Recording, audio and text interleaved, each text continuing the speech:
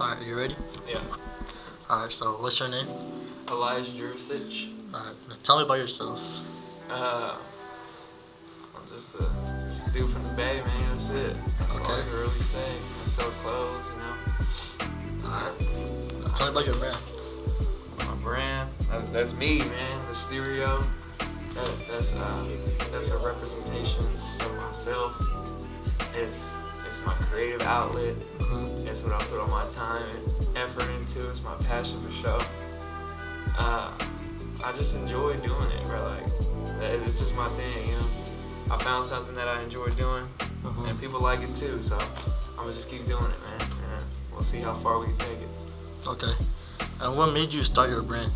I wanted to do a brand since I was a little kid. My mama has a paper of the first brand I ever wanted to do when I was 7 years old called 88 Skate. And I mean, it's always been like a thing in my head because I was always involved around skateboarding, you know, graffiti, all that shit. That was like my whole childhood and growing up. That's all I would do was skate and draw and shit.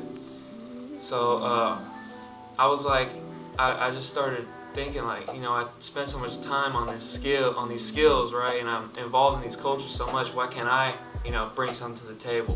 Why can't I make some money off this, right? So then I got an iPad, or well, I'm using my dad's iPad that he has for hella years, and I downloaded Procreate, and for about six months, you know, I just kept designing stuff, and it was trash, like it was bad. Yeah. And then one day I was messing around, and I was just bored, and I was listening to music, and a West Side Gun song came on called Rey Mysterio, and I was like, hold on, Mysterio sounds like a cool name, something that flows good, right? So I pulled it up on the iPad with a font, and I liked it. So then I started warping the text, and then I accidentally made the question mark that day. And then I was like, hold on, maybe I could do something with this. So then I stayed with it for a couple months, and I was just drawing shit. And then I came up with the original MYS logo and this, and then that was really the birth of the brand right there. That's where it all started, with a T-shirt and $100. So that's how it really started. Okay. Alright, so what's your name and age? My name is Julian Jurisic, and I'm 14 years old. Okay. And how do you contribute on helping out your brother with his brand? I contribute to, you know, my brother. He creates all the designs, handmade, and he let me like expose the clothes to a different crowd. And he also, you know, because he hand makes all of it, he kind of runs the designs by me and see if they're good or not, you know. So yeah, I contribute that. Alright. And what is Mysterio to you? Mysterio to me is like a combination of just like family and just representing who we really are. And yeah, I think it's all about representing. Okay. And does your brother brand inspire you in any ways? The brand inspires me to always be like creative and always think of new things and never be like closed-minded. Okay. And can we eventually see something creative from you? Yeah, I've been surrounded by music my whole life, and I think in the future or even now, like I'll be able to create something good with that. Okay, and do you have any examples of like any like things you want to do for the brand? I always have a lot of ideas.